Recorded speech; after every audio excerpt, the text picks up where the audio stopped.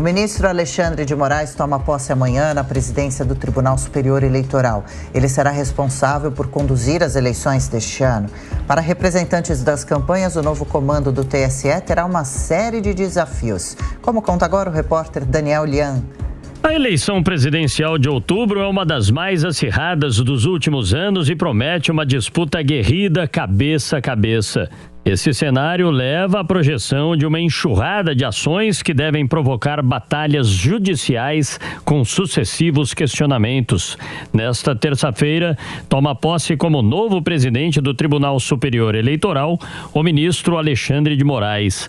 O tom da campanha já é tratado de maneira intensa pelas assessorias dos candidatos. O presidente da República, Jair Bolsonaro, que busca a reeleição, é assessorado pelo advogado eleitoral Tarcísio Vieira de Carvalho Neto, que durante uma live no Portal J falou que o voto impresso aumentaria a sensação de segurança das urnas eletrônicas. Os senhores acham realmente que isso aumenta a confiança ou a sensação de confiança? Porque são coisas diferentes. Agora, se for a sensação de segurança, isso é lícito, absolutamente lícito, porque outros países trabalham com essa sistemática, impressão de voto, e até outros países extremamente evoluídos, como o caso da Alemanha. O advogado Eugênio Aragão, que atua na campanha do ex-presidente da República, Luiz Inácio Lula da Silva, ressaltou que é preciso haver um combate à desinformação. Isso daí porque as fake news são construídas a partir de semi-verdades, né, colocadas fora de um contexto e recheada com um contexto mentiroso, né? E desmentir ou desmontar uma fake news dessa é muito mais complexo do que é simplesmente desdizer uma mentira.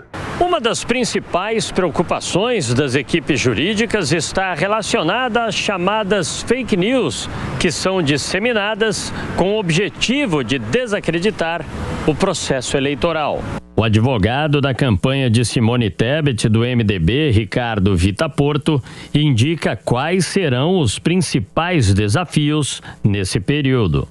O maior desafio jurídico da eleição de 2022 ainda vai ser a remoção de conteúdo falso e de desinformação nas redes sociais, especialmente daquelas criadas para atacar outros candidatos, outros partidos políticos e até mesmo o próprio processo eleitoral brasileiro. Valber Agra, coordenador jurídico da campanha de Ciro Gomes, do PDT, enumera alguns tópicos que precisam de atenção por parte das autoridades eleitorais. Que tem 4 eixos, que são velar pela integridade da eleição, que é a finalidade maior, através de quê? Impedindo o abuso de poder econômico, o abuso de poder político, a disseminação de fake news e a disseminação de explosão, de descagem, de disparo em massas. A lista de convidados de Alexandre de Moraes para a cerimônia de posse no comando do TSE nesta terça-feira tem cerca de 2.000 nomes, incluindo o presidente da República, Jair Bolsonaro, e todos os ex-presidentes do Brasil. Amanda Klein, qual deve ser o perfil de trabalho, de condução desse ano de Alexandre de Moraes, agora a partir de quando ele assumir a presidência do TSE, nesse combate às notícias falsas? E ele tem um problema de relacionamento com o Bolsonaro, isso deve interferir de alguma forma? Adriana, é interessante esse último ponto que você colocou, porque nesse sentido a figura de Alexandre de Moraes é um pouco ambígua. Você falou de problemas de relacionamento com Bolsonaro, mas os dois estiveram juntos na última semana, né, no Palácio do Planalto. O Alexandre de Moraes passou lá para entregar em mãos pessoalmente o convite para que Jair Bolsonaro participasse de sua posse, que vai acontecer amanhã na sede do TSE. E aí as pessoas ficam imaginando, poxa, mas eles não eram arquirrivais, inimigos. nada disso. Interlocutores de ambos já vinham se falando nos bastidores, ministros da estrita confiança de Jair Bolsonaro, como Fábio Faria das Comunicações, Ciro Nogueira da Casa Civil e emissários de Alexandre de Moraes, com o próprio Alexandre de Moraes, e eles deixaram claro que Bolsonaro gostaria de ser convidado pessoalmente para participar da posse. Por isso, Alexandre de Moraes foi até lá, entregou o convite, recebeu em troca uma camisa do Corinthians. Segundo relatos que me fizeram, os dois conversaram amistosamente durante 50 minutos. Então, quer dizer, quando a política propicia momentos como esse, que para a maioria das pessoas parece contraditório, mas faz parte desse diálogo e da diplomacia ou talvez da moral própria da política. Provavelmente Bolsonaro estará amanhã.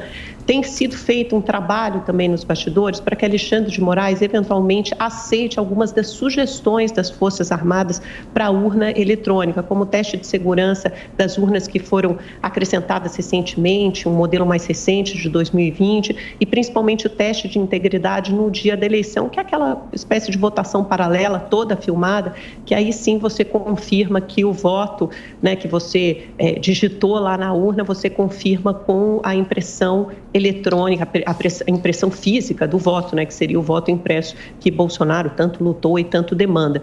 A ver se Alexandre de Moraes fará essas concessões ou não. De toda forma, ele deve continuar duro, principalmente no que diz respeito ao combate às fake news. E, na minha visão, os dois principais desafios de Alexandre de Moraes à frente desse processo eleitoral serão 7 de setembro, né, que você tem aí esperados grandes atos de manifestação de apoiadores do presidente da República numa data cívica comemorativa em que todos os brasileiros deveriam apoiar e participar independentemente de lado ideológico ou de partido político, mas será um dia reservado, cooptado, sequestrado pelo presidente da República para fazer um grande ato em seu apoio, né, manifestações em seu apoio, e também o dia propriamente dito da eleição, porque provavelmente pode haver novas tentativas de ataques hackers, não às urnas eletrônicas que não estão ligadas na internet, que isso fique bem claro, mas ao próprio sistema do TSE, como houve em 2020, e a contestação das urnas, que eventualmente, ao resultado da eleição, que eventualmente possa ser feito por Jair Bolsonaro. Então, na minha visão, esses são os dois grandes desafios de Alexandre de Moraes à frente do TSE. Bom, o Marcelo aqui conosco também, Marcelo Monteiro, bem-vindo, Marcelo. E essa aproximação dos dois, de Jair Bolsonaro com o agora presidente do TSE, que vai tomar posse nessa semana no comando do TSE, é uma aproximação que ajuda a baixar um pouco esse tom de disputa entre os poderes, na sua avaliação? Bem-vindo. Obrigado, bom dia a todos. Eu espero que sim, né? Espero que ajude a desenvolver um clima de efetiva harmonia entre os poderes, né? Porque é o que a Constituição prevê, poderes independentes e harmônicos. A minha esperança é de que o ministro Alexandre de Moraes seja menos criativo, né? Porque o que realmente me preocupa no ministro Alexandre de Moraes é a criatividade, né? Ele tem uma criatividade para criar normas, né? Para criar uma espécie de direito próprio, né? Há pouco tempo ele decretou a prisão de um ex-candidato a vereador em Belo Horizonte, que teria feito um discurso com ameaças, um discurso horrível, né, diga-se de passagem, com ameaças aos ministros do Supremo e ao Lula, e teve a prisão decretada, né, pelo ministro Alexandre de Moraes. Qualquer estudante de direito sabe que o Supremo Tribunal Federal só pode decretar a prisão de quem tem foro por prerrogativa de função. Deputado federal, senador, ministro de Estado, ministro dos tribunais superiores, presidente da República, né? Um cidadão comum, que não tem foro privilegiado, né, como se costuma dizer, que o máximo que ele foi candidato a vereador e não se elegeu, se ele tiver que ser preso, tem que ser por ordem de um juiz de primeira instância, né? Então, essa prisão é uma prisão completamente ilegal e decorre, mais uma vez, da criatividade do ministro. Eu quero, então, que no comando da Justiça Eleitoral ele seja menos criativo, né, e mais atento ao cumprimento da lei, mesmo que eventualmente ele não goste dela. Mota, Alexandre de Moraes abusa do poder que tem, Mota? Quais devem ser os principais desafios dele agora assumindo o TSE? Adriana, antes eu só queria dar uma explicação. Como eu já disse aqui várias vezes, o equipamento não precisa ser conectado à internet para ser atacado por hackers. Um dos casos mais clássicos de ataque por hackers foi o das centrífugas de processamento de urânio do Irã, que foram atacadas por um vírus transmitido por pendrive. Voltando ao ministro, o desafio principal dele é reduzir a temperatura do ativismo judicial, como bem explicou o Marcelo. Ativismo judicial é a interferência indevida e excessiva do judiciário no executivo e no legislativo. Quanto à questão da fake news, nunca é demais repetir, fake news não existem. Todo mundo tem o direito de mentir. Quem é que vai proibir candidatos à eleição de mentir? Quem vai ser esse juiz da verdade que vai dizer que isso é verdade, aquilo é mentira? A remoção de conteúdos de redes sociais é uma violação absurda do direito à liberdade de expressão. As pessoas normais sabem disso. Elas vêm falar comigo na rua, elas me procuram, elas dizem essa mesma coisa. Essa campanha contra a desinformação, ela causa indignação e revolta nas pessoas. Por exemplo, a semana passada eu coloquei um post no Instagram que não tinha absolutamente nada a ver, nem com política, nem com eleições. Muito bem, poucos segundos depois, o Instagram resolveu colocar em cima do meu post um aviso dizendo: para informações sobre eleição, procure o site do TSE. Quem autorizou o Instagram a analisar a minha mensagem e colocar uma informação indevida, porque o meu post não tinha nada a ver com a eleição? Olha, eu não canso de me espantar com a quantidade de pessoas aparentemente inteligentes que concorda com isso. Meus amigos, isso não tem nada a ver com ideologia, isso tem a ver com bom senso e com conhecimento básico de história.